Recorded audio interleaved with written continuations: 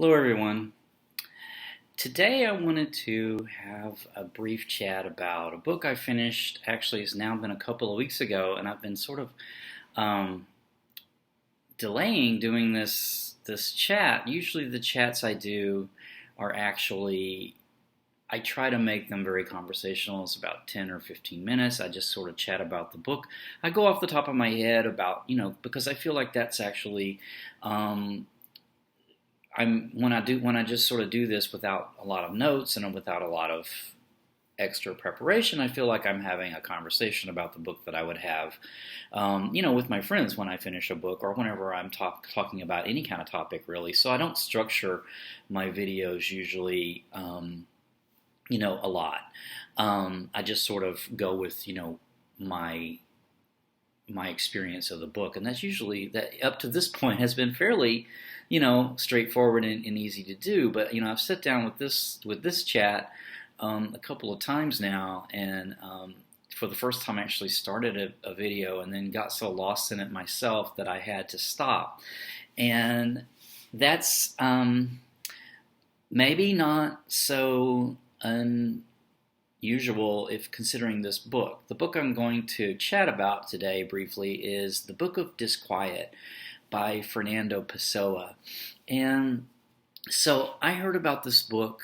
I had not heard of this book, surprisingly, before. It had not ever come across my radar, and I happened on a book review on BookTube by Better Than Food Book Reviews, which I highly recommend, and I will put the link in the comments. And the reviewer there, he was blown away by the book, and so based on his description, I thought, oh, this sounds like something that I would also really enjoy. So I decided to pick it up, and I'm really glad I did, because it was truly a phenomenal experience. So just briefly about the book, and then I'll go into it a little more depth. But the book is The Book of Disquiet by Fernando Pessoa, and Fernando Pessoa was an author and intellectual in Lisbon, Portugal, in sort of the middle of the 20th century. I believe he passed away in 1935. So he did not publish a lot while he was alive.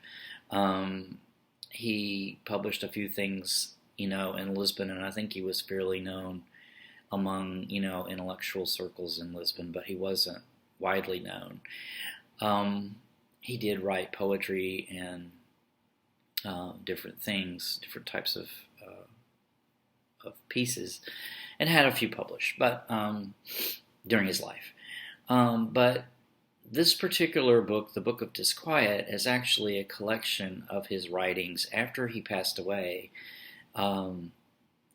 It was discovered that he had there was a trunk full of unorganized writings on various,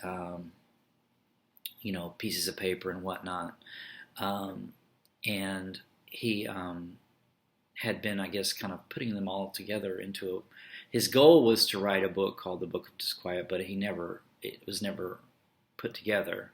So after his death, it was discovered, that it was pure genius in there, and so scholars started, or whoever started putting it together, and I'm not sure when it was first published in Portuguese. It came out in English, I think, in the early 1980s for the first time. So that's sort of the background of the book. And then so, I said it was written by Fernando Pessoa. It was and it wasn't, because it was actually written by one of Fernando Pessoa's alternate personas, and he had 70-something of these personas.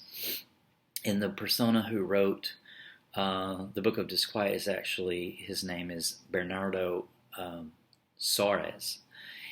And so I say persona because Pessoa himself invented a term called a heteronym for these different aspects of himself. Actually, they're not really even, he wouldn't say they're aspects of himself.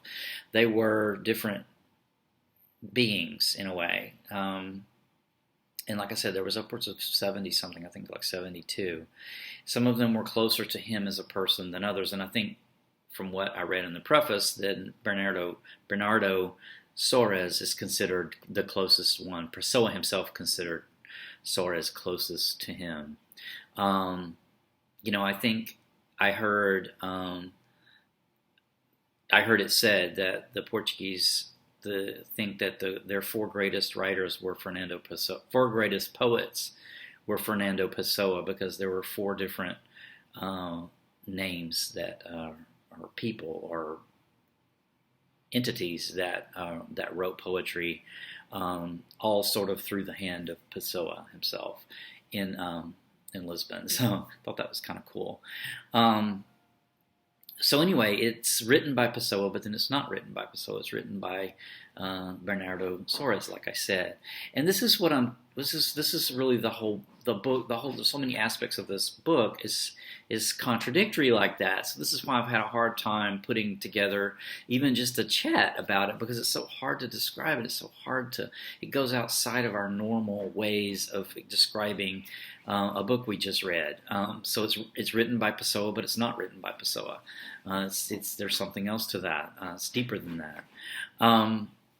And then we could say, is it even really a book? Because, like I said, Pessoa himself, it's not a book that Pessoa or Bernardo Soares, for that matter, wrote. Bernardo Soares, was going to write a book and was working on it and wrote some of these pieces of it, but they were never put together, and they were never published as a book in his lifetime. These are fragments of things that were written that were all put together into what's now called the Book of Disquiet, but it's not really a book in the sense of there is no, story arc. It tells no particular story, yet it tells it doesn't have a story on one hand, and then it has sort of a story on the other hand, so that's another contradiction. But if we're going to pin it down to a genre, if we have a book, we have a genre, usually. Meaning we can classify this book as in some sort of way. And this book really, defies a genre. It's sort of autobiographical, so it's sort of an autobiography. It reads like a diary to a degree in some cases, in some ways.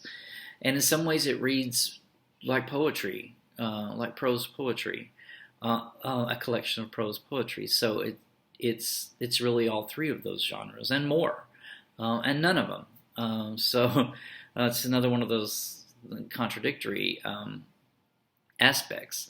So the book itself is what the book is like.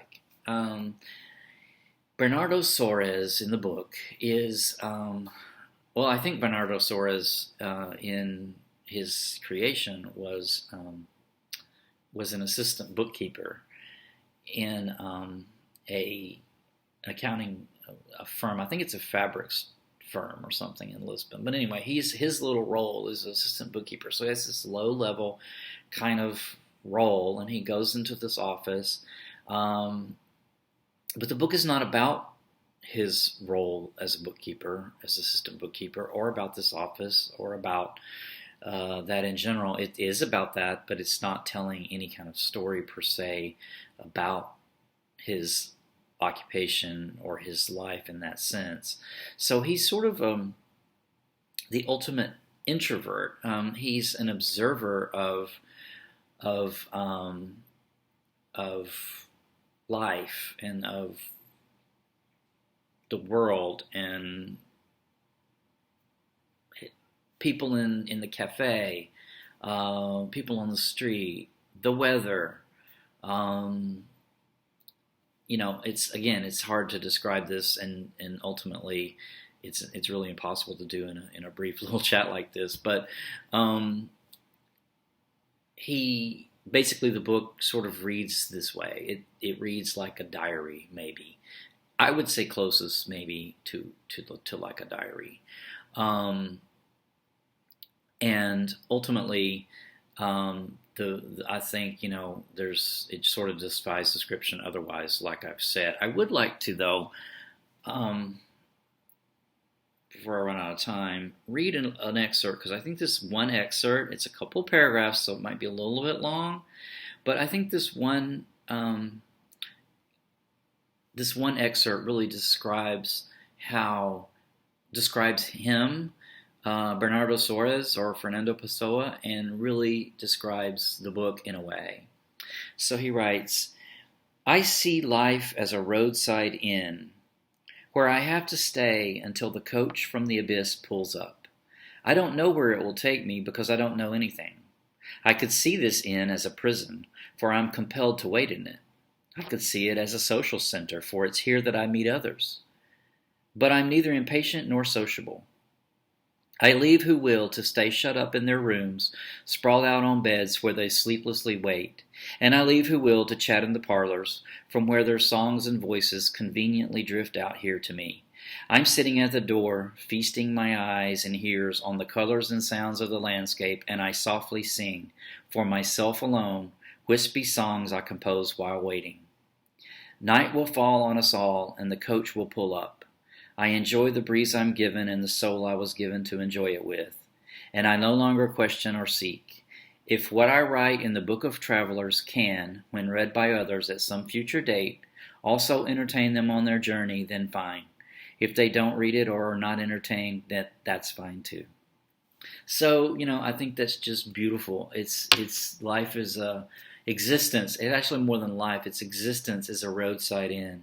And some people sleep their way through their existence, and some people are writing songs and singing and chatting with others through their existence. But he's in the corner watching, or he's at the door watching it all. He's watching outside, and he's watching the other people.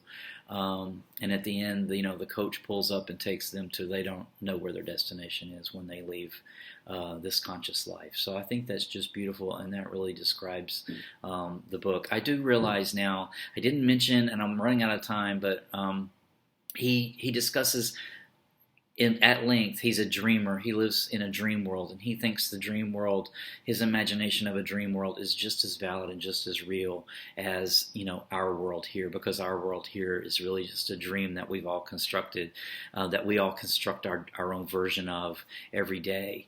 And so I think that's so telling. And so beautiful. And I wonder how today he would think about gaming, because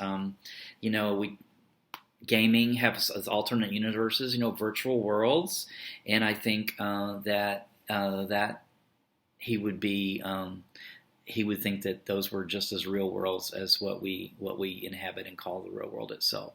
So before I go, I realized I didn't show the book, and I typically like to do that. Here's the book that I read, Fernando Pessoa, The Book of Disquiet. This is the Penguin edition, edited and translated by Richard Zenith. And I think Richard Zenith has a very long history with this material, so I was very confident that I was reading a good translation.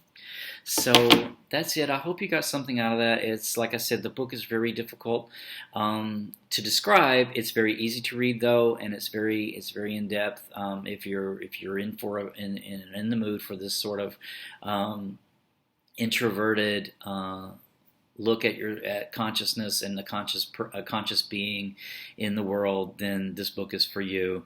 And the only way to experience this is to pick it up and read it yourself. So that's it. Until next time, catch you soon.